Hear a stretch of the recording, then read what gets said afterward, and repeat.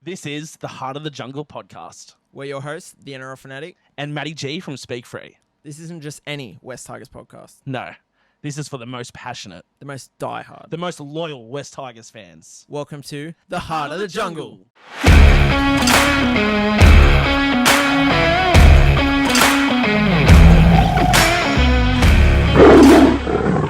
Hey Jungle fam, we're coming to you a little bit sadder this week. The Tigers are not invincible. We've lost our first game of the year, no longer undefeated. And yeah, it doesn't feel good to lose. I hate this shit. That's why I'm in all black and I'm going to wear these sunnies the entire podcast because I'm grieving right now. Yeah. We're going to start today's podcast with a moment's silence to mourn our loss. What are we doing, Fanatic? We're still in this. It's only round 3. Everyone calm the fuck down out there, all right? I know we've lost both our halves, but guess what? We've got some good young halves that are ready to fucking make their debut. Mr. Javon Andrews. Javon Andrews, come on, Benji. We know you want to. I'm excited, man. I'm actually excited for what this could bring. I know it's bad circumstances. Obviously, you know, prayers go out to Romy and to Dewey. Dewey looks like he might be okay. Yeah. We know now that Romy is out for 4 weeks. Mm-hmm. And Dewey should only be like 1 or 2. Yeah, 1 or 2, depending. You know, we're still waiting on scans. We'll He see could how that technically goes. even play this week, but I feel like it's Don't rush him smart back. to rest him. Yeah, don't rush him back. But But, you know, and obviously they're 2 incredible players, you know, especially what Jerome can brings to the team in terms of leadership. But I think it offers a unique opportunity now for young guys to get a go. And who knows? It could all fucking work out. maybe. That's what's exciting. Yeah, so we're going up against Warriors, but we'll cover that in the preview. But it'll be a tough task. But for I was honestly devastated seeing both of our halves go at the end, like towards the end of the game. Yeah, it was hard to watch. Very hard to watch. And they looked like they weren't small injuries, so thankfully they aren't as long. Because I thought we'd be out with both of them for 2 months. Yeah, I thought Jerome was ACL for sure. Yeah, you were saying ACL, and I was like, that's him for the season. Yeah. And then Dewey, I thought would be gone for 2 months, and I'm like, geez, we could be absolutely cool. Like if they were both out for the entire year, I'd be instantly writing our season off. I can't lie. Yeah. But thankfully it is short-term injuries, so I'm feeling more hopeful about how our season's going to end up. But this Warriors game is going to be tricky without them. 100%, and over there too. It's always a hard ask to win over in New Zealand. But you know, even more so now that they're absolutely flying. They're on top of the table. They're selling out games over there. The culture is building every year. You know, the energy that they'll have over there will be massive. They've got some huge ins as well. A lot of their players back. It's going to be, it's a tough ask. But I feel like Tigers almost always do best when our backs are against the wall and no one believes in us. You know? When we're the biggest underdogs we could possibly be is when we strive. Yeah. So I think we'll go into this with, nothing to lose, and I think that's where we like to play. So we'll get into that more in towards the end of the podcast. But for the review, the actual Tigers Rabbits game. Yeah. What do you think about the reffing? Look, there was some poor calls both sides, I thought.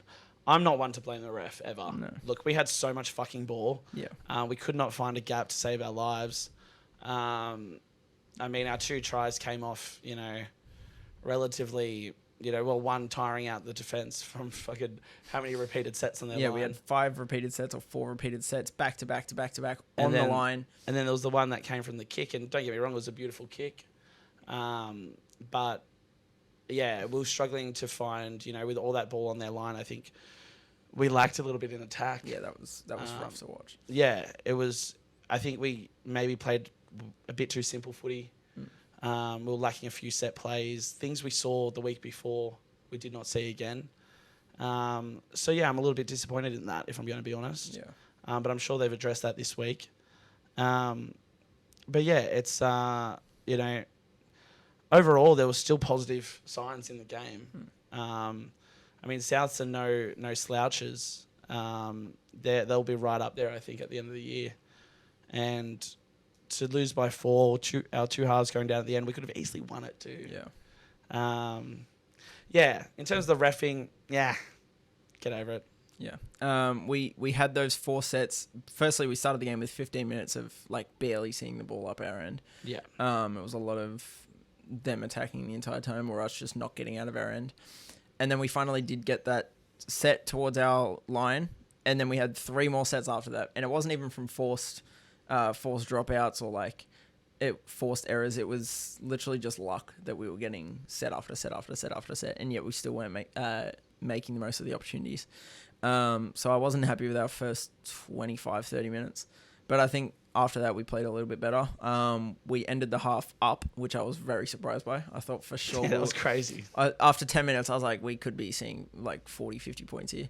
And then to go up at halftime, I was like, okay. We finished the half on the penalty try, the 8-point try, which isn't very common nowadays. Apparently our first ever as a joint venture. Ours, yeah, maybe. In general, like even in the NRL, we don't say 8-point tries often at all anymore. Yeah. So I was surprised that they actually gave it, but looking back at the replay, he didn't even go close to the ball. Like it was just straight towards the chin. Yeah. So I was like, and it's a swinging motion. It wasn't like a reaching or anything. It's He an full 8-point swung. try any day of the week. 100%. And yeah, like my biggest problem with the match was the fact that 12 should have scored and they took it away from him. That was I thought it was play on, and they just stopped it. And he 12 scored. I had 12 in my bold prediction last week to score. Could you imagine if 12 actually scored and I just predicted it? I would not shut up the entire podcast if that happened. So yeah, I was very upset when when that didn't get awarded. He was dudded again, but overall, like towards the end of the game, without our halves, we struggled. And I think that we could have won the game if we had them, but yeah. Yeah, look, and there was some big misses in defence as well, I thought. Those first 2 tries were quite poor. Quite poor. Yeah. We were quite poor in defence. Yeah. Yeah, look, I'm not one to bash the team. And I think, look, at the end of the day, I'm sure they absolutely busted their ass out there. And I have no doubt in their efforts, right? But, yeah, those things need to be addressed. We saw lapses in our defence against the Cowboys. And they were definitely put on full display in that first, opening 20 minutes of the game with those 2 tries scored. Yeah, look, these are things you work on as the season goes. I think in general, we're a much better team than we were last year. Yeah. Even, and especially 2 years ago. Yeah. And I think we are improving. But, yeah, I think there was certainly... I don't think... I'm not going to sit here and lie and say, oh, we played, one of our best games and they were just too... No, like, if we played better, we probably would have won. Like, Yeah. That's how it is. I had multiple Rabbitohs fans coming up to me and saying we were the better team. Yeah, I think Souths had a terrible fucking game, to be honest. Souths were far from their best. But I also believe we were far from our best, too. Oh, yeah. So... whereas in the past, maybe if we had those tight losses, we'd go, oh, we were probably the better team, but it's like the other team had a terrible game and we're not far off our peak, you know what I mean? Whereas this time, I truly believe... Both teams didn't play well. Both teams played shit. Yeah. And I thought, yeah, we're both very far from where our ceiling actually is. So I wouldn't stress everyone. I don't think, it's not worth stressing over. These injuries, yeah, they suck, but realistically, it's round 3. Yeah. 4 weeks. If it's only 4 weeks without Luai, he comes back by our next Leichhardt game, which is against Canberra on a Thursday night. What a return. What a return game for him. Is that only in 4 weeks? No, that's in a while away, isn't it? Yeah, 5 weeks. Oh, I thought it was like round 12, 14. Yeah, no, it's the 23rd of April, so it's the 23rd of March we're filming on today, Monday. So it should be back by then. Okay. So, yeah, that's a month. So, yeah, 4 games in that time, and then a couple of days later will be that Thursday night. Yeah, those next 4 games, we've got Warriors, and then we've got Parrot at Easter Monday, and then we've got the 2 Campbelltown games, Knights and Broncos. Games we all really want to win. Yeah, I and want to all win at without Luai Campbelltown, now. and we want to beat Para decent Monday. That is very true. So without Luai, we're gonna have I think Latu will come in. Maybe not this week, but the week after. Because I don't want to rush him either. But yeah, it's gonna be a tricky 4 weeks. But I think if we can scrape 2 wins, I'll be happy. Yeah. Yeah. Yeah. Oh, if we come away with 4 points out of this next, this Luai-less period, against quality fucking sides as well that we have And the coming Knights and up Eels. and then and then the Knights and the Eels. Now Knights are a quality team. They're just unlucky as well, same as us. Like they lost KP and Brown in the same game last week, and I was like, oof, poor guys. Yeah, imagine that. And yeah, then we lose our halves, and I'm like, fuck. Of course, it has to come against fucking Souths too. Fuck me dead. Yeah. Anyway, also quick mention about this is a little review of the experience at Gosford. To all the Tigers fans that went and spent their hard-earned and, fuel is fucking expensive at the moment, ridiculously fucking expensive. And for people to drive up there in their, to an away game, to really give South Sydney your money, to go support your team. We sold out the away bay. We helped them sell out the whole fucking stadium. And for that stadium, I don't know who's at fault here. I will look into it further. But for a stadium to have an alcohol-free bay, then on your fucking ticket, on Ticketek, when you're buying the fucking ticket, it should fucking say alcohol-free. Yeah. No mention of it whatsoever on any of our tickets, nor on Ticketek. Nowhere to be seen until we rock up to the game, and they go, "Oh yeah, sorry Tigers fans, you're not allowed to drink at your fucking seat." Only On a your Saturday bay. fucking night, 7:30. Majority of people have gone up there and they're probably staying the night because it's a late game, Mm-hmm. and they can't even enjoy a fucking bevy. Like, fuck me dead. And then we watch our team lose. That's a double whammy. That's a fucking double whammy. And it was maybe like the worst angle in the entire stadium. Oh, it was fucking shit. Like, thanks a lot, South, for putting us at the fucking... We were basically in the beach. Like, we basically had to watch the game from the fucking water. Fuck me dead, cunt. Yeah, What a joke. It was quite bad. All Yeah. around. So, to South Sydney or whoever fucking chose to do that shit, sincerely, from us Tigers fans, go fuck yourself. Thank you very much. Yep. Speaking of South, Jai Gray had an absolute blinder. Absolute gun. I don't have a bad word to say about him. I really like him. Yeah, I do too. I really, really like him. He's a weapon. I just wish he wasn't a weapon against my team. Yep. But yeah, absolute freak. What a defensive effort. I thought Jack Whiten was fan-fucking-tastic as well. Fantastic, especially in defence. So yeah, look, hats off to Souths. They didn't play their best game, but there was certainly some great individual efforts there again. And also there was some great individual efforts at the Tigers as well. We will get into our 3-2-1s. But special shout out to, I guess I'll give it away now, but I want to say this, Sione. Yeah. I mean, what a performance from him in a losing team. In a loss. I thought he shone so bright. He's getting better and better. He Yeah. really is. But yeah, let's do our 3-2-1s, eh? Yeah, let's go.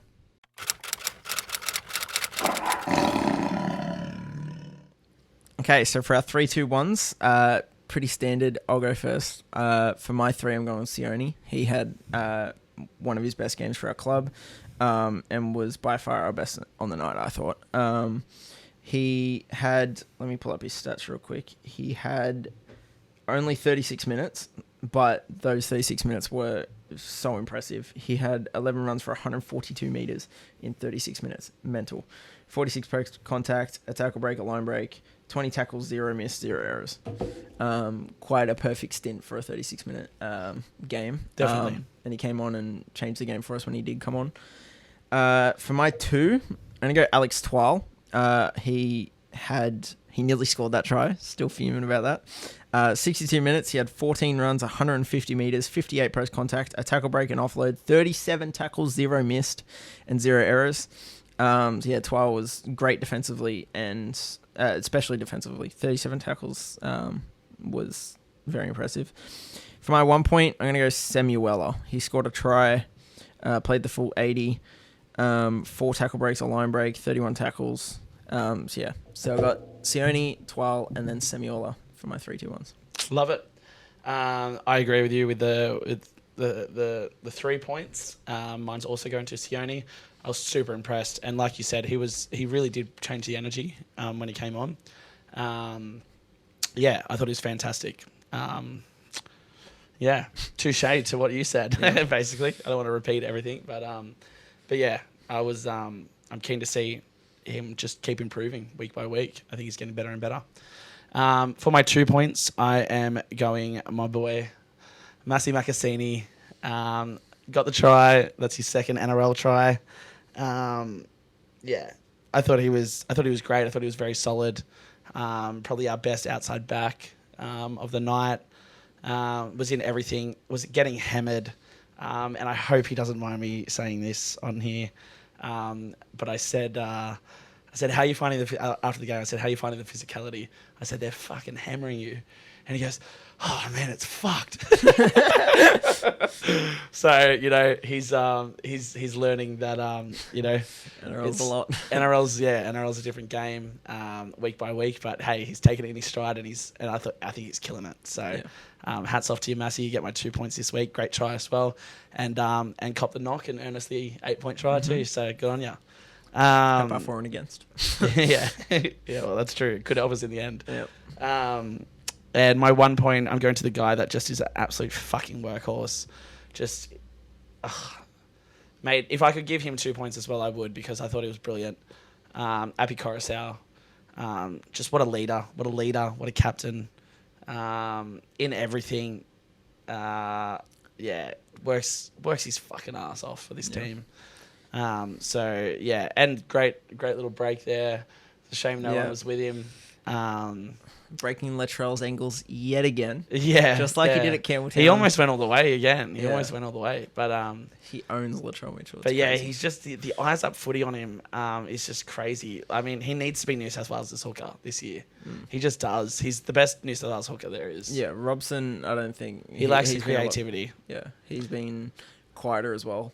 And you can't say he's towards the end of last year, because we were fucking disappointing as fuck last year in Origin. So yeah, look, that's my 3-2-1. So yeah. Do you find it harder to pick a 3-2-1 when we lose? Much fucking harder. Much harder. Because like when we win, there's more players to pick from, but there usually are the standouts. This one, it was like there's like everyone was okay. Yeah. So it was a bit trickier this week. All right, this week's From the Heart. Obviously, a little bit of a sadder jungle this week. Yep. But let's get into it. We got quite a few responses this week. So a lot of comments about the game. A lot of comments just in general. Yep. This one's from Jono Model. It was a very clunky game, a lot of errors, and we just couldn't capitalise on the possession we had in South's half. We certainly need to be better if we were to beat the Warriors next week. Agree. It was the lack of not being able to capitalise on the possession.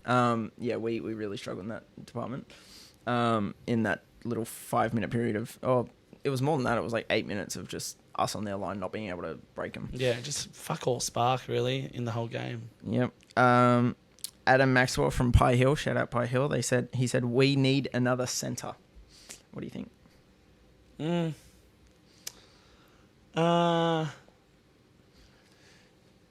Yeah, probably until Taylor comes back. Yeah. I don't think we're after Bronson Cherry, even though that was talked about in the last week. But I don't think we're after him from the reports. But nah. It's just a lack of because our backline right now is 4 players that are wingers really. Macassini's centre/wing. I think his best position is centre, but from what we've seen him playing, he's played the best on the wing in the trials and stuff. And then we've got Skelton in our centres, and then we've got Taruva and Lalili. So we've got 4 wingers playing in our backline. It's just because we've had some unlucky injuries with me and Toa, but hopefully when they come back it won't be an issue. Yeah, I don't think Stafford's as far away as everyone thinks he is. Yeah. I think he could be named this week. That'd be good.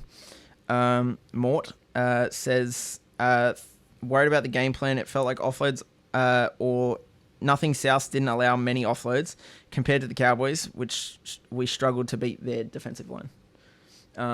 From like us trying to offload, and then Cowboys weren't doing anything to stop it compared to the Rabbitohs.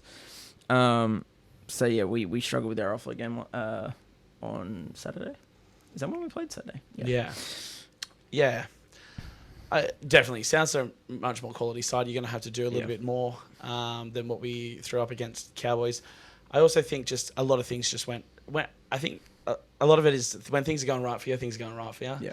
And I think a lot of things just did not go fucking right for us on Saturday. No. But you create your own opportunities as well. And I think we just we really failed to find that same spark that we had the week before.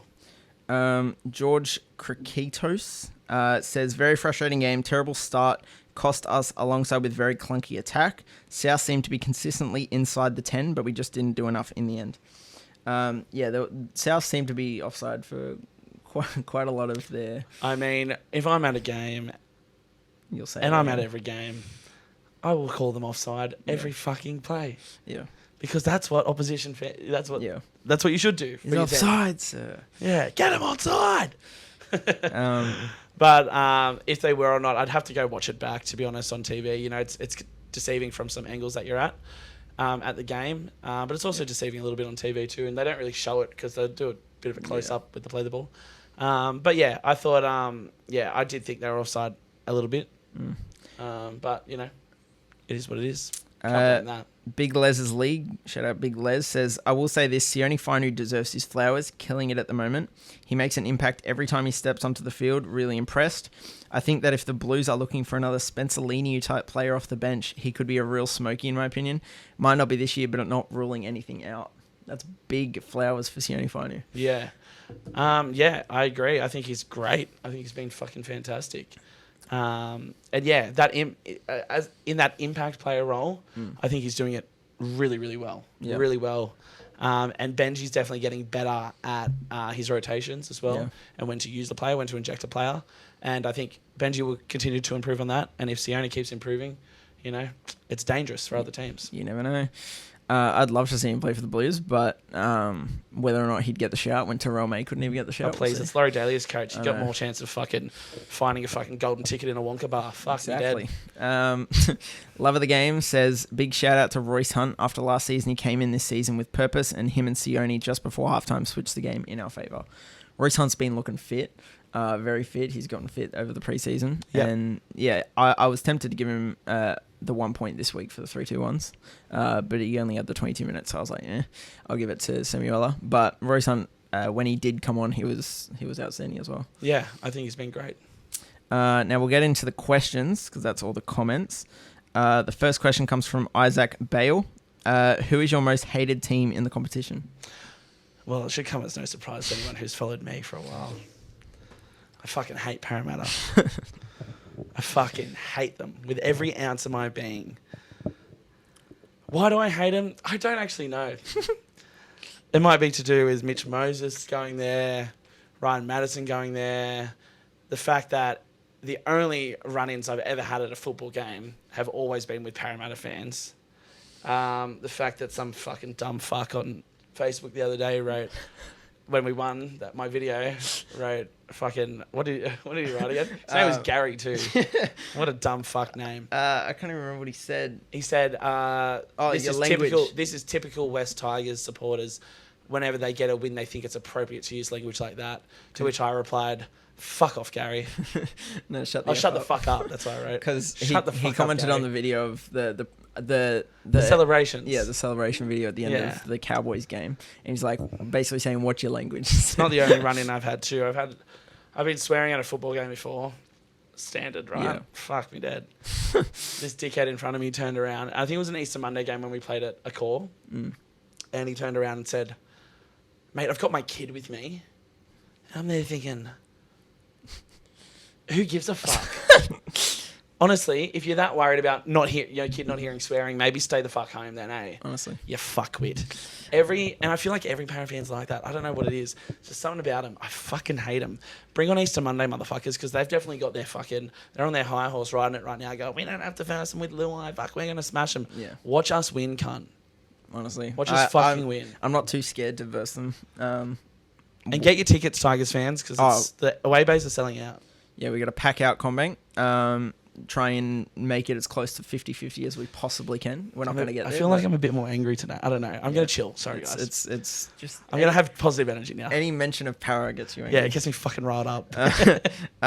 For my most hated team, like I said last week, how Cowboys were our biggest rivals. I don't think they're my most hated team. That would probably go to para maybe as well. But it's just like, for me, the 4 biggest rivals we have are Cowboys, Penrith, Bulldogs, and Eels. But Penrith, they're just expected to win. So it's really only when we beat them that we can like celebrate and like go crazy. But if we lose, we're like, we're probably always going to lose. Bulldogs, it's literally only because of Lockie Galvin. Para, I've always hated para. Like my cousins and their whole family go for para. And then every time they win a game, they're just, they are so painful just to go to their house or whatever. I would disown them, eh? Yeah. I would fucking disown them. But then Cowboys, it's really less about the fan base. It's less about the fan base and more about what's been happening on the field the last 4 years. That makes me hate the Cowboys. But if I had to pick a team that I hate the most as a team, it's probably Para as well. So Easter Monday is going to be good.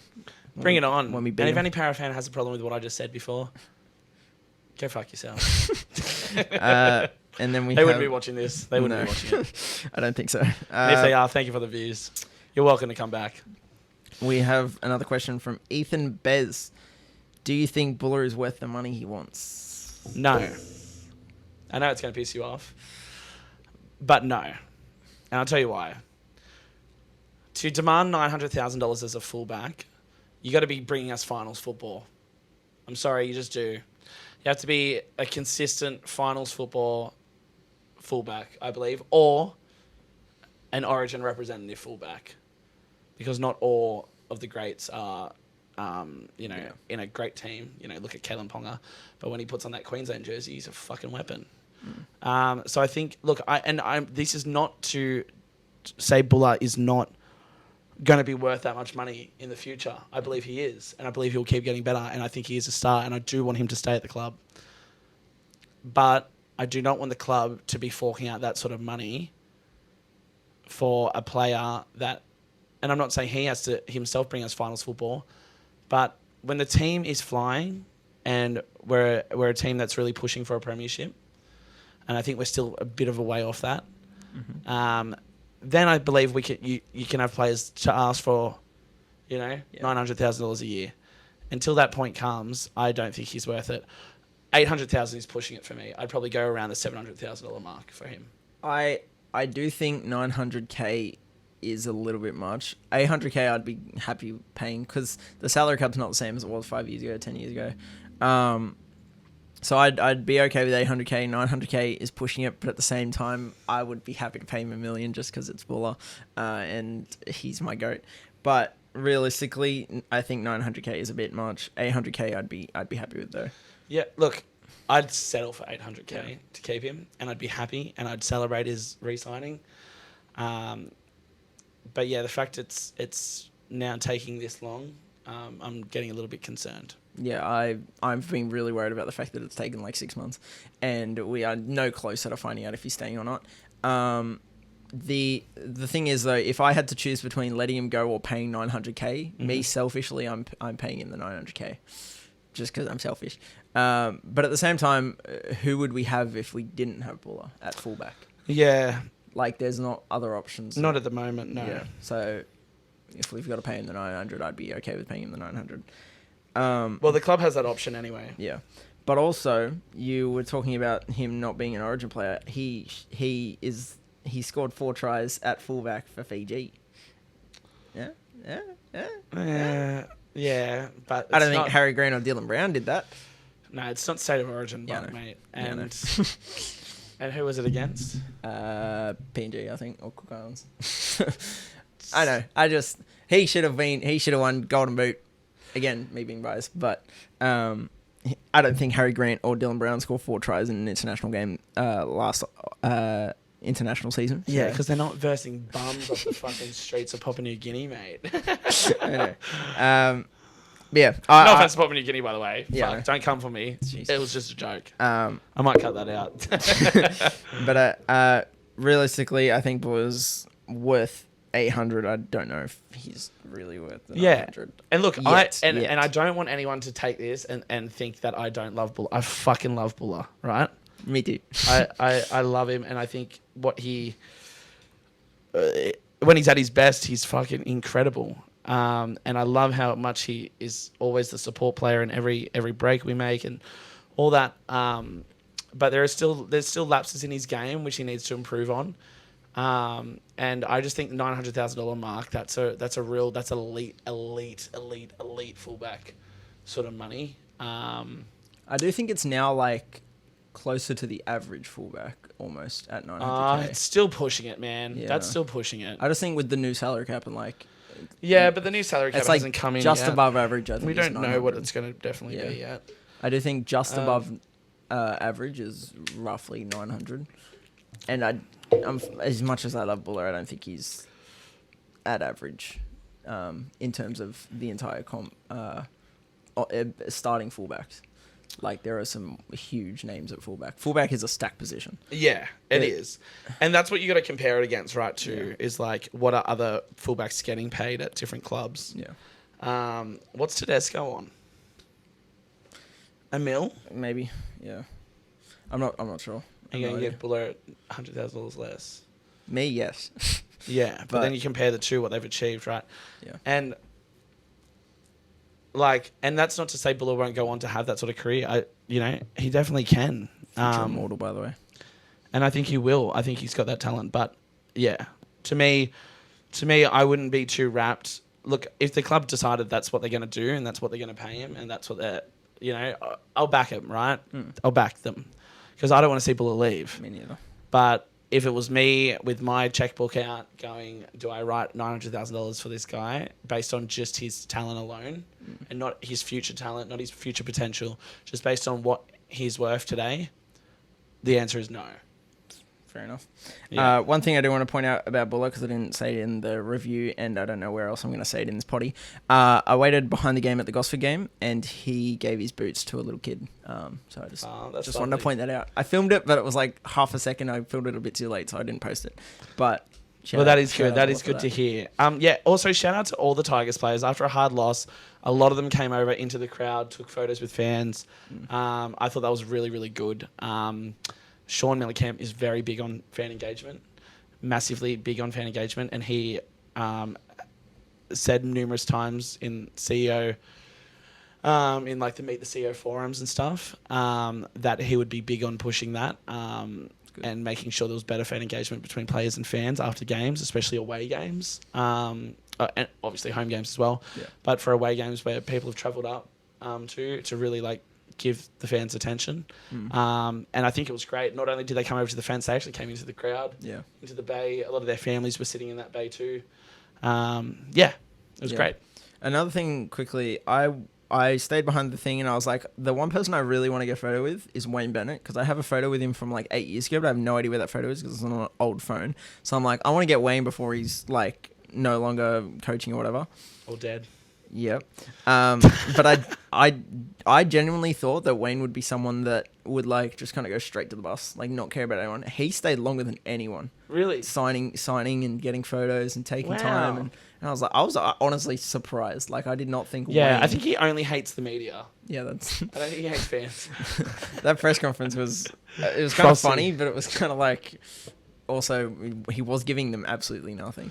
Yeah. I mean, when does he ever give them anything, really?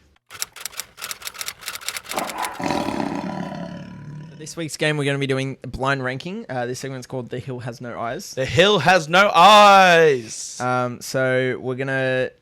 You've come up with the topic 2005 West Tigers players. So players that played in 2005, we're going to be basing it off of their careers. So you'll go first. So you give me 5 names, one by one, and I've got to blind rank them 1 through 5. Once I place them somewhere, I can't use that spot, obviously, and I have to figure out a place for the other 4, and then so on. Okay, so... All right. I'm usually pretty good at blind rankings. I've done quite a few of them.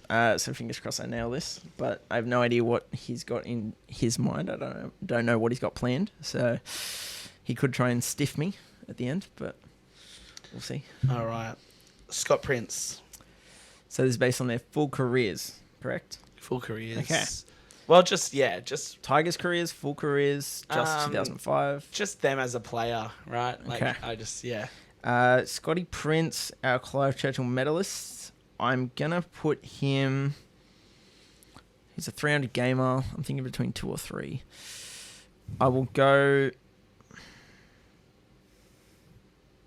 I'm gonna go 2, just because I feel like you might try and like mix it up a bit. Ben Galea. I'm thinking between 4 or 5. I just don't know. Again, you could like come up with someone that's not good, but I don't know who you'd even think of. I'm gonna put Ben Galea at 5.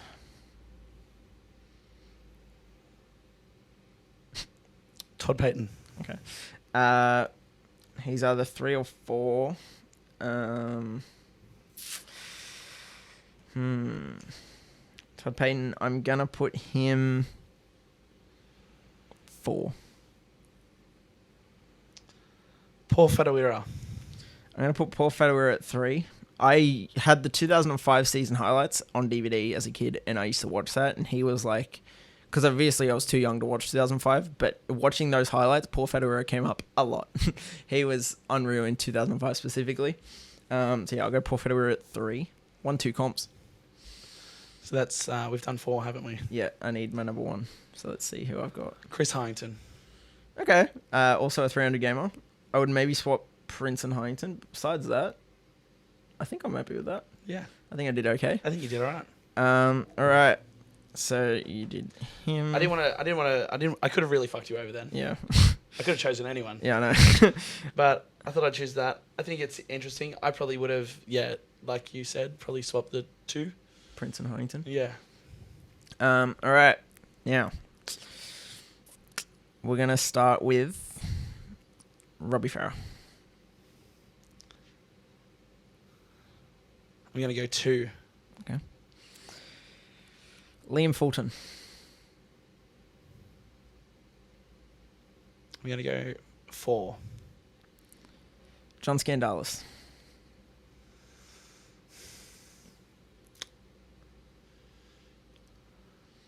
Tricky. It is tricky. I'm going to go 3. Pat Richards. Fuck.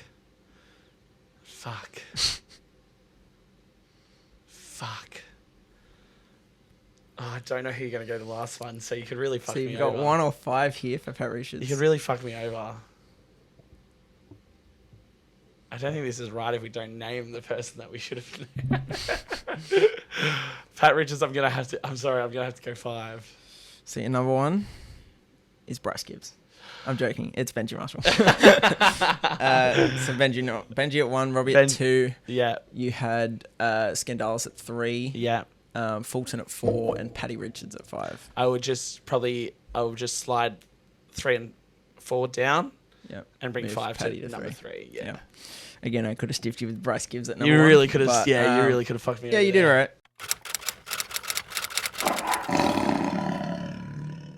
All right, this week's Within the Jungle, news from inside our club. Obviously, the big news from the game was Jerome Luai and Adam Dewey going down injured. The news has come out today. We're filming on Monday, the 23rd of March, that Luai is set to miss 4 weeks. That will include the game on this weekend against the Warriors, our Easter Monday clash against Parramatta. I just realised as well, I get 2 long weekends in a row. Fucking oath. Let's go, God. Yeah, and then against Broncos, Knights and Broncos. Knights first, and then Broncos. Yep, At Campbelltown for both at teams. Campbelltown, back to back at Campbelltown. Yeah, look, it's fucking terrible.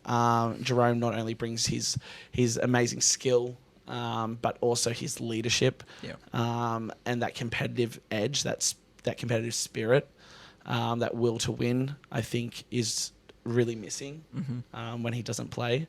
Yeah, it's a fucking tough one. It's going to be a tough 4 weeks. I was looking forward to seeing him on the field and what he would produce after he got both our 3 points last week against the Cowboys.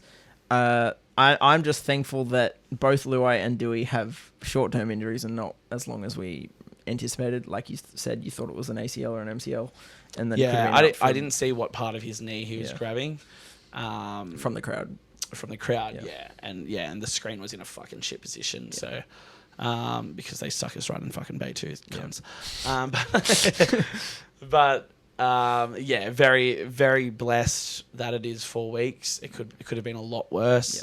Yeah. So we are blessed in that, and to come at this time of the year as well, and not a more crucial time. Obviously we've got hard games coming up, and some big games. But I'd probably I'd rather not have it at all. But if it had to happen, it's probably a good time for it to happen. Yeah. Rather than at the back end of the year when we desperately need to win games to make that 8. Yeah. And to shore up that spot. But yeah, look, Adam, on the other hand, it's looking like it's much better news. Yeah. He looked like he was even worse condition. The way he couldn't even get off the field. Yeah. So I was like fearing the worst for him, especially with his past of injuries. I was like, Jesus, he could be out for the year. Now, by the time this comes out, we might be wrong.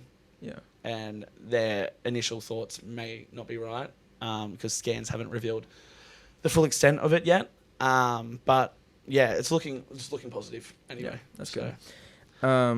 One thing that in Touchwood, it doesn't happen this year, obviously. But we were like, we had positive signs last year, and that we were going like win loss. Besides the 6 weeks of the Galvin situation, but we had barely any injuries, and that was like. Assuming that we would move up this year, but people were forgetting that injuries could happen to us this year and derail our season. So fingers crossed nothing happens. Thankful that these are only short term, and hopefully we have a clean season avoiding injuries this year. 100%. But yeah, I'm just so glad it's short term. That's all I've thought about the last couple of days. Okay. Yeah. In other news, Maverick Gaia is potentially set to join Perth. He's only just come here. And now could potentially be off to Perth. Also, Kit Lilly is being looked at by Perth as well because Luke's already going there. How about you look at another club now, Meninga? Fuck me dead. Stop trying to fucking take everyone. Yoinking our depth. Yeah. You fucking Queensland dog. Besides that, not too much news in the jungle. But beyond the jungle, there's some big talking points. We'll move on to that now. Let's get into it. Let's go. All right, beyond the jungle, some news from outside of our club. And our big talking point this week was the Gordon Tallis Broncos feud. The feud that just will not die. Went to another level this week. Gordon Tallis has always rubbed me the wrong way. Always. He was a dickhead to me once after an Origin game. I went to the Pullman. My friend worked there at the time. They were doing a post-game Legends drink up. But everyone, you could go in there and, and I think I said something to him, just a bit of a cheeky, dig, and he was not happy about it.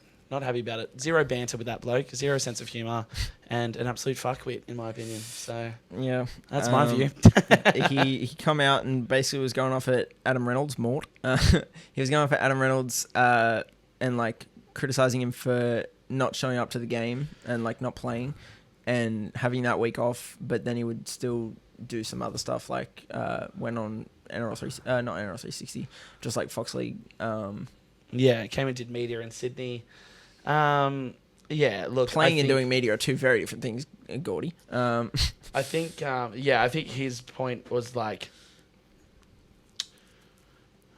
you don't want to like if you're a captain, you shouldn't be leaving the club at all, sort of thing, which I do understand to some point, but with Gordon, it's just so tired, and I think the way he has bashed the Broncos after they've just won a fucking premiership, I think is crazy, and I think it just shows he's clear salty.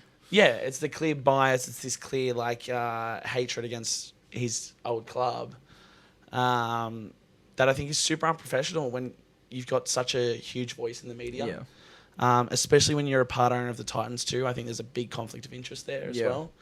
And I think he's been very unfair to Madge. I think Madge has done incredibly well at that Kevy club. was not winning the comp last year. Yeah, exactly.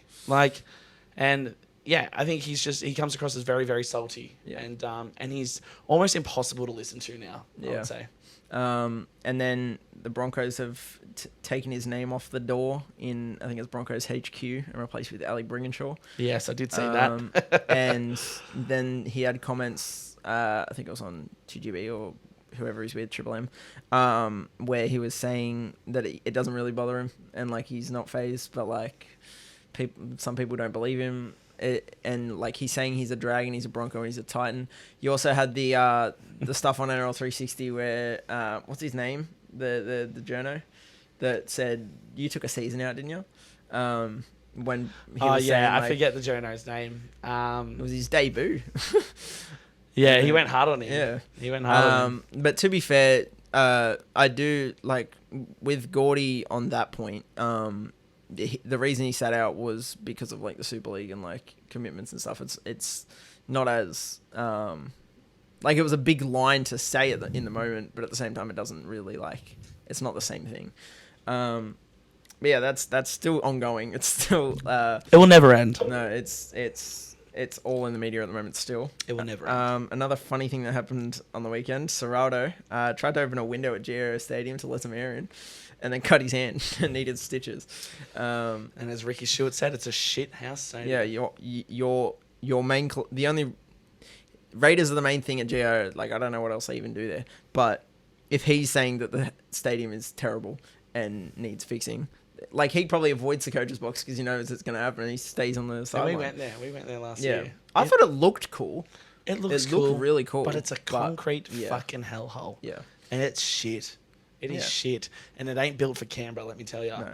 because those fucking nights, Yeah. real cold. What you need there is ideally a Combank style stadium, where it's all sort of closed in. I would even have it more closed in than Combank because Combank's quite open at the top. I would have it even more closed in than that. Really trap that heat. Try and get some warmth. But in saying that, it's also an advantage for Canberra to play like in the cold more and than the the wind. other But teams. terrible for fans. I mean, their crowds suffer during that real cold winter period because who the fuck wants to sit in -2 degrees and watch the fucking footy? Not me. Well, Yeah. I would for the Tigers, Yeah, I but would not for for the Tigers. Canberra. I'd stand the pouring rain for the Tigers. Panthers and Warriors are both starting the season insanely well. Like Incredibly well. Warriors, to me, look, they're without killing. Luke Metcalf. Yeah, don't get me wrong, they're absolutely killing it. And they've played some quality teams as well. But Panthers. Yeah. Panthers are looking. I mean, I said it on about 3 different podcasts last year, including Speak Free, that I think Panthers will win the comp this year. They were my pick. This was after they'd lost to Broncos in the preliminary. Their hunger is like we've never seen before. Yeah. To have hunger to win 4 comps in a row is insane anyway. Like, how many clubs continually have that fight? And I think what maybe helped Penrith as well, because they always have to have motivation. I think any team needs motivation. But Panthers are big on finding a motivating factor. And I think sending players off on a high was such a motivating factor for them for so long. Yeah. And I think last year, with them losing that prelim, but to claw their way back to get to that prelim was amazing. But after losing that, I went, there's their motivating factor for next year. There it is. Round 1, they beat Broncos 26-0. Broncos weren't amazing or anything, but they What's are their the points defending for and premiers. points against? First 3 rounds. It's insane. It's 52-6, 92-10. 92 points for, 10 against. And they beat Broncos, the defending premiers. Defending premiers. Sharks, a consistent top 4, top 6 final side. And fucking pump them, right? Yeah, 26-6. And then Roosters 40-4. Roosters are like everyone's picked to win the comp at the start of the year. 42-4. Only conceding 10 points. It's the best start to a season since Penrith in 2021. So, they're back at their peak at the moment. So, They're fucking scary. And they're not even at their best yet. No. Far from it. Fucking end the comp now. Fuck, they've won the comp, in my opinion. It's basically seeing who's going to play them in the grand final, and that's about it. Yeah, it better be my fucking Tigers. It'll be Penrith Tigers, and it's gonna. No, honestly, if that was the grand final, I'd fucking have a heart attack before the grand final even happened. Half my family go for Penrith, so fuck. So half. It'd be World War fucking 3. Forget Iran. I'd be bombing my own house. And another thing, Penrith play Eels this week. I hope they put 60 on them. Penrith play Eels this week. Is that true? Yeah. What day? That is Saturday, 5:30. Fuck, I'm not home yet. Yeah. Fuck. Saturday, 5:30. Yeah. Damn, why couldn't it be a Sunday 4? That's annoying. But yeah, they play Para. They're paying $1.21 to Eels $3.90. Para always rise to the occasion, but I must say. Yeah, actually, Para Penrith's bogey team. At least in the start of their reign, they really were. Okay, so this week we've got another pack of cards each. We've still only got the one Tiger player, Alex Twal. So I still want my special Tiger card. Our best card is a die-cut Lindsay Smith. That's 1 in 8 packs. We got that last week. You pulled that one. Hopefully we get a really big pull this week. We'll see. We need it after a loss. We fucking do. So I'm going to go through... Oof. Leka Halasima. I'm very scared about him. I'm so scared. So am With I. the Campbelltown game, he absolutely pumped us. And that was like his... Yeah, welcome to the his- NRL. Yeah. Yeah. He annihilated us that game. So Leka Halasima. We got Blake Brayley. Zach Lomax. Ali Brigginshaw. Kind of funny considering that's the name that replaced Gordy. We've got the special card coming up. It is a die-cut Robert Toyer.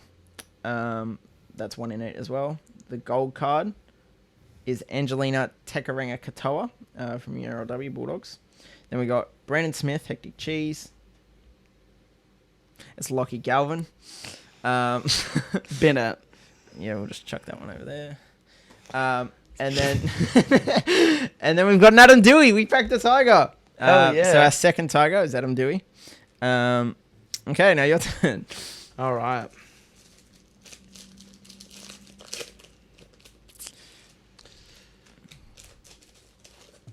Okay. Fingers crossed. Fucking Warriors. Why don't we get both Two Warriors? Warriors cards to start the packs. All right, we got Wade Egan. We're just throwing them on the table. Yeah. All right. Luca Moretti, Parramatta. Cohen Hess, North Queensland Cowboys. Okay. Hey. The next card is going to be a special after this one. I'm sorry if I butchered her name. Tarina Tamaki. That's a Tiger. Yep. We take that. Oof, the special. Wait, who is it? I saw it was a league head. I didn't see who it was. Who is it? Jareen Buller. Oh! Get a good look at that one. I might have to turn your mic down for that moment. Yeah, bro. that's fine. Hell yeah. Jareen Buller special card. That's elite. That's the greatest pull we've ever... There you go. You can sit right up there. Jareen Buller special card. I wanted a Tigers special. I didn't think we'd get a Jareen Buller. It is only a league head, which is like 1 in 3 or 1 in 4. But the odds of getting Jareen Buller, that's sweet. I saw it was a league head, but I didn't see who it was. I just saw I it. was like, shit, he's going to freak. Hell yeah, that's the pull I've been waiting for. It came in round 3. We got Georgia Hale, gold card. Nice. Tom Starling, Canberra. We've got another Tiger, guys. Oof. Alex Seyfarth. Sabaj, the Sri Lankan Sabaj. sex god. Alex Seyfarth, we love that.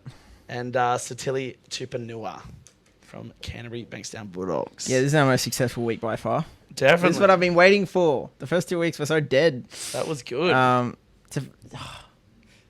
Jareen Buller league head. I'm so happy about this.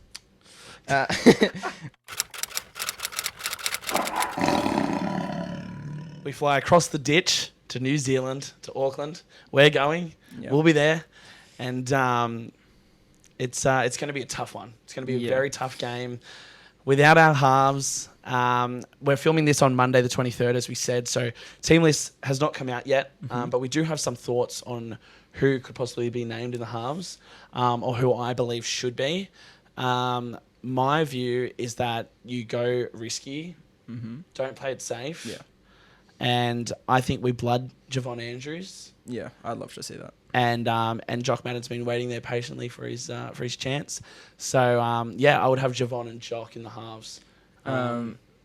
Jock didn't get brought on even at the end of the game. I think because we'd already used our 4. Yeah, and that's he wasn't correct. allowed to come on. But like we had both our halves go down, and the one half we had on our bench we couldn't even bring him on, which was unfortunate because it happened towards the end of the game. Yeah, so late in the game. But yeah, I think I like the idea of Jock and Javon. I think Javon, this is the game to just bring him in, give him a test, because like Latu, I think we hold out. We don't need to. We can put him on the 6-man bench, and if we're lacking, and if he's feeling all right, I think if he's bring him healthy, put him on the 6-man bench. I would not play him starting, especially he's had a fair bit of time off now. He's coming back from a shoulder injury.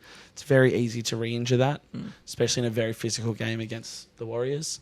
So I'd have him there as ready, locked and loaded, ready to go if we need him. But yeah, I'd probably play it safe. I'd play it safe in that aspect. Even if we find out Dewey is good to play this week, I wouldn't play him. We just use this game as an experiment. Javon Andrews, I love that idea. There's an option of Heath Mason, but if anything, he should be on the 6-man bench instead. And I would do Javon and Jock. I like that idea.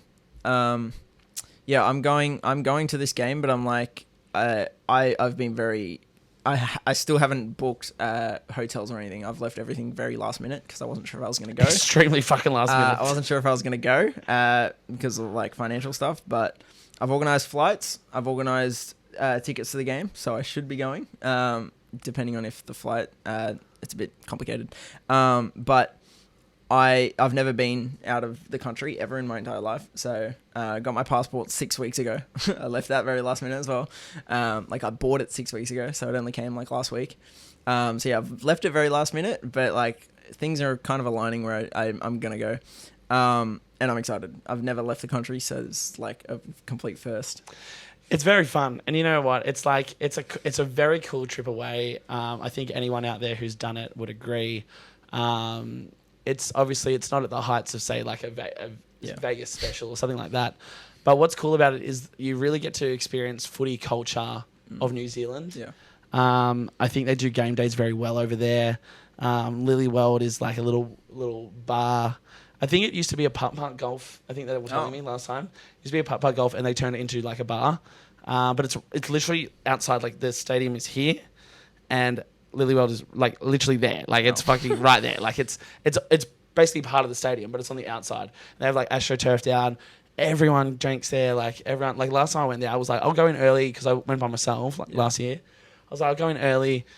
I'll watch the cup game and whatnot, and then as soon as I got a jug of beer. And then these Kiwis were "Oh, you come sit here, brother." And I'm yeah, hectic. Went over there, and it was I think I went into the game with about 2 minutes until kickoff, because I just sat there drinking the whole time, and it was mad. It was so much fun, such a good vibe. And look, I genuinely like the Warriors. I genuinely like their fans. I like their culture, and it's good to see them doing well.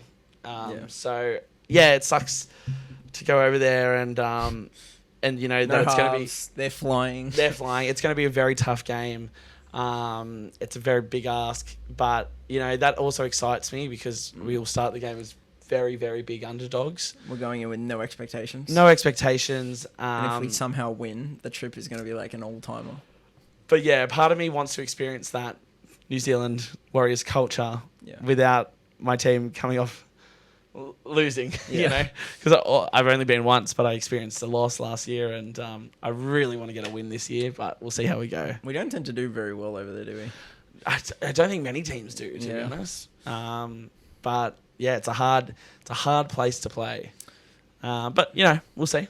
Two players that are really shining for them. Jackson Ford, who's leading the Dally M's on 17 points. Yep. He's got 6, 6 and 5, I'm pretty sure. Wow. And then Tanner Boyd, who everyone thinks should be leading the Dally M's. He's been the star player of the opening rounds.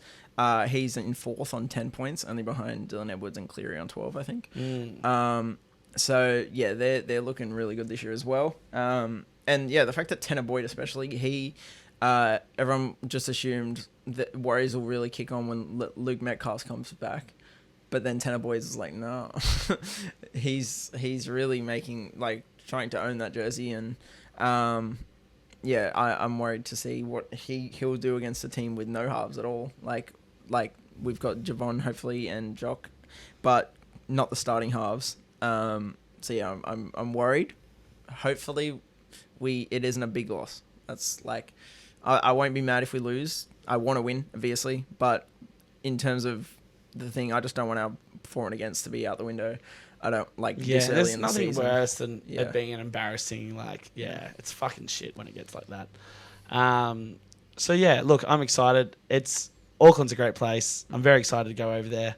But I wish it was on a bit happier and more promising times than what transpired over the weekend has led us to. But that's okay. That's okay. In these moments, I think the Tigers, when their backs are fully against the wall, I think it's when we start to rise. So I would not be surprised if we come away with a surprise win. Yeah, I really would. I didn't feel good about the Rabbitohs game when I went in. The Cowboys game, I went in feeling really good. The Rabbitohs game, I was like, eh. I want to always say that I feel good, just because I don't want to bring in the bad juju. But at the same time, I didn't feel good going into. I had the same sort of feeling all day. It was just I don't know. In reality, I was like, we're probably losing today, but I didn't want to bring that bad juju in. So I'm like, yeah, we can. But really, I'm like, I don't know yet because it's still 5 days away. But I have a funny feeling that we will at least give it to them. I don't think we'll be walked over. And I think Benji will not accept that. No. Benji will not accept us, that team mentality, to think that because we don't have Jerome and because we don't have Adam Dewey, that we're going to go into this game and we're going to get beat. That's just not acceptable when it comes to being a professional sporting team. Yes, we are without them. Yes, it's going to be tough. But at the end of the day, it's still 17 versus 17. Oh, however many is there now? 13 on the field. 19. 13 versus 13. But 19, 19 players on each team. And those are the players that need to stand up, and I think we can do it. I know the boys are heading over there earlier than they usually do. I'm pretty sure I was told by the club that they're going to be there on Tuesday. Oh, wow. So that's tomorrow. This will come out Wednesday, so they would have arrived yesterday if you're listening to it on Wednesday. It's fucking weird. But I like that they're going over a bit earlier to give themselves a bit more time, a bit more preparation, and be ready to aim up. And I do know that there's a lot of Tigers fans travelling over, so hopefully we make a bit of noise. They can see that, and they get the job done. Let's do it. Let's fucking, let's fucking do it, because everyone doubts us all the time. Always fucking doubts us. Let's prove these bastards wrong. Think Bathurst versus Penrith when we came up with the win then, or think Para Easter Monday after we hadn't won in 9 months. And Jackson Hastings kicks that field goal in one of my favourite games of all time. What an electric game that was. Think 2018 when we started the season 4-1 and we beat the entire top 4, and we should have been 5-0 when we got robbed against the Broncos. But we beat Storm, we beat Roosters. We started the season, they were top 2 the previous year. Don't doubt us. When people doubt us, that's when we shine. 100%. Roosters game last year. Yeah. We won that. No one thought we were winning that. Yeah, and we were without stars that game too. So we can get it done. If they come with the right attitude and the right energy and they really put it to them and just dominate early on, anything can happen. Anything can happen. I'm ready to run through a brick wall. I'm fucking ready. Let's do this. We had a couple stories that we wanted to share. I really want to win this game because I want revenge for 2011. I was at the 2011 final, right? This is the last time we played finals. I was 8 years old. I'd seen my team actually being good at that point. We'd made the finals 2 years in a row. And I went to the SFS, and at, I think, near halftime, there was a streak of that game. And I think it might have been the same guy that streaked Origin. It was. Yeah. That big fat bastard. There's this image I have in a book, I think, of Kevin Locke. He's standing there holding the ball and his face is kind of in shock because in front of him, 20 meters in front of him, is the naked guy. And he's just standing there holding the ball ready to take a hit up. And he's just staring at him. So at the end of the game, we're up. and then Warriors were up by 2. Warriors put a kick up, and then they score for double movement. Chris Ninu, no, was it Chris Ninu? I think it was. He scores that final try, and it was just heartbreak. I was bawling my eyes out, and then James Maloney kicks it from the sideline to put him up by 4, and I'm just crying. I'm so devastated. And then there's this lady behind me, and I've remembered this moment for 15 years. It's been a long 15 years of no finals. She comes up behind me and she goes, "Oh, it's all right." She sees a little kid crying. She's trying to make him feel better. "Oh, it's all right. There's always next year." We haven't made the finals in 15 years. That was the last time we played finals. I was 8 years old. I'm now 20. I'm turning 23 this year. And it's fucking sad, eh? yeah, there isn't always next year. So if you're watching this 15 years later, no, there isn't. There isn't next year because we went on to come 10th and then 9th and 9th and 9th and then 3 spoons in a row, and it got worse. There wasn't always next year. So I finally feel good about this season. The short-term injuries, the fact that they're only short-term, make me feel good because I was ready to write the season off if they were out for 2 months and the full year. But I feel good about the year. I still think we can make the finals, and this is our year because it's been a long 15 years, and that was like that. Those words have rung in my head for 15 years straight. They haven't left. They haven't left. I wonder if that lady's ever watching this and she can go, "That was me." I wonder if she remembers. I'll see her at the New Zealand game, and she'll come up to me and you're the kid I tried to make feel better and made him think about that moment for 15 years straight. Yeah, it's rough. It is rough. It's been rough. It's been a long 15 years. It's been a very. I was in year 3. I'm now 6 years out of high school. It's been way too long, and we need finals to come. Tell me about it, brother. So. Tell me about it. My story is actually from last year. My first time in Auckland. Mm-hmm. Very funny story. Chris Harrington will love that I'm telling this story on here because he tells it to fucking everyone. Every event I'm at, he'll come along and fucking, oh my God. I reckon he's told it. I reckon I've been there when he's told it to at least 30 fucking people. Like, he thinks it's so funny. So I was standing like outside the grandstand, on the back of the grandstand where they walk out to the bus, right? Mm-hmm. Now, if anyone knows Mount Smart Stadium, Go Media Stadium, whatever it's called now. So you're going on ground level, but then it actually goes down like quite a way, right? Mm-hmm. So the sheds is actually like going off ground level, and then the sheds are actually underground. Right. So, and the field level's underground. So it's been built like in, okay. Right? Similar to sort of Canberra, I think. Mm-hmm. And so they're coming up, and I'm saying hello to a few of the boys. I was with this little kid, Koa, who I hope to see again. He's a legend. He's a little Kiwi kid. Loves his footy, loves his union, loves his league tag, whatever the fuck he plays. Little legend. So I'm getting the places to talk for him, get photos with him, whatnot. Chris Harrington comes up, and he's carrying this big fucking heavy fuck off like container, right? Or obviously all their gear and whatnot. I said, "Fuck, it looks like you're struggling there, mate. Do you need a hand?" And then he kind of laughs and keeps walking. And then so I think he carries it out to the bus. And then as he's walking back through, he goes, "Can you actually give me a fucking hand, mate?" And I said, Can I actually? And he goes, "Yeah, come on." So he fucking, it's so sick. He tells the security, he's coming down with me to give me a hand. Next minute, I'm down in the sheds. There's still players in there fucking getting dressed and shit. Yeah. We're grabbing the shit. We're fucking, most of the boys were on the bus by that point. But yeah, and then we bring it up. And as we come out, because there's like a line of like people on either side, right, where the players are walking through, of like fans, right? And as I'm coming up, so me and him are carrying this box. And he tells a lie that I had to stop 3 times because it was 3 flights of stairs. He tells a lie that I had to stop three times for a breather. Yeah. Total bullshit. I pumped it the whole fucking way to the van. So you're a liar. And as we're walking like out, and I come out, out, and there's all the people there. They all start cheering. Woo! Clapping me as I walk to the fucking van. It was the coolest moment. It was so much fun. So sick. But he's told me this time that he's going to get me back in there to help him again. So, Chris, if you're listening, mate, I'm ready. I'm fucking ready. Let's go. Get me in there too. It's gonna be a good trip, I think.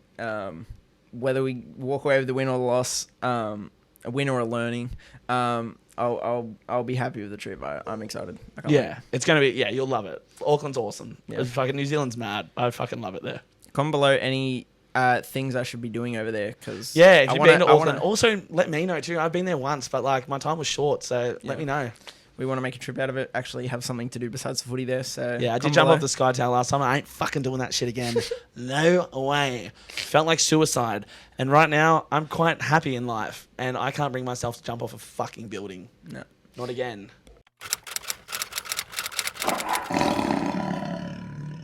All right, it's time for our Roarcast for the week against the Warriors. What's your Roarcast for this week? we're gonna shock them. We're gonna shock the world. I think we win 20-18 I like it. with a last-minute try. I do like Hopefully. it. I'm going to go... I actually have a very similar score to you, but I'm going to go 19-18. Oofed. So there's maybe a little hint at what I'm going to get at in a second. Man of the match. You know what? I think packing Doreen Buller, that card earlier, is a sign. Doreen Buller is going to have an outstanding game this week. I haven't predicted him. I'm trying not to predict him every week because like I would, but genuinely I think I can see Buller standing up now that we have no halves. He's going to stand up, and I've got him as my man of the match. My man of the match this week, I think, is going to be Hamasi Makasini. Okay. And for my bold prediction, I'm predicting a Buller double. I think he'll score 2 tries. I'm predicting if he is playing, hopefully he is. This is obviously before Team List Tuesday has been announced, but I'm going a Jock Madden field goal. So 2 predictions in once. Jock Madden even playing. I don't think it's going to go to Golden Point, but I think he slots it late. Okay. So yeah, 2 predictions at once. You think he's going to play, and you think he's going to to kick the winning field goal. Yes. Perfect. Well, I think he's probably a shoe-in to play. Yeah, I would assume so. Since he's been on the bench. Yeah. But yeah. Thank you so much for tuning in again, guys. We fucking love you. Heart of the jungle, mate. We go through it together, the wins and the learnings. Yep. If you're going to be in New Zealand, come say hey at the Lily World, which is just outside Go Media Stadium. We'll be there before the game. That's pretty much where our meetup will be, like casual meetup. And follow I'll probably us. be drunk as fuck, by the way. Probably. Just letting everyone know. I won't be, I'll be sober. In advance, I'm going to be pissed. Follow us on the Arrow Fanatic, Speak Free podcast, Speak Free Matty G, and then the Heart of the Jungle pod socials as well on Insta, TikTok, YouTube. 100%. And guys, if you love this 8th Wonder tee that Fanatic is rocking, that I was rocking last week, there is last few days of pre-orders. They finish, actually not last few days because this is coming out Wednesday, last few hours of pre-orders because I've got to get the order in because they need to come in time for the next Leichhardt game. Yes. So if you guys want one, please do not hesitate. I will not be releasing these again because I believe that things should be exclusive. Yes. So And 2 releases is enough. But guys, please, if you want one, jump on there, do a pre-order. If you can't afford it right now, I also take Afterpay on speakfree.com.au/shop. You'll find them on there, available in sizes from small to 3XL. But yeah, get amongst it. And then I'll put the order in Thursday morning with my manufacturer. They'll come in time. They'll either be delivered or ready for pickup at the Leichhardt game. 100%. They'll be there. They'll be ready. So do not wait. Do not hesitate. Get on there and buy one for yourself or for your loved ones. we've seen multiple comments and multiple people coming up to us asking where we can get the shirts. So go to speakfree.com/shop. .com.au. Do it right now. 100%. We'll leave the link in the description. Go. Top of the description. That's it. Close Close out, out, baby.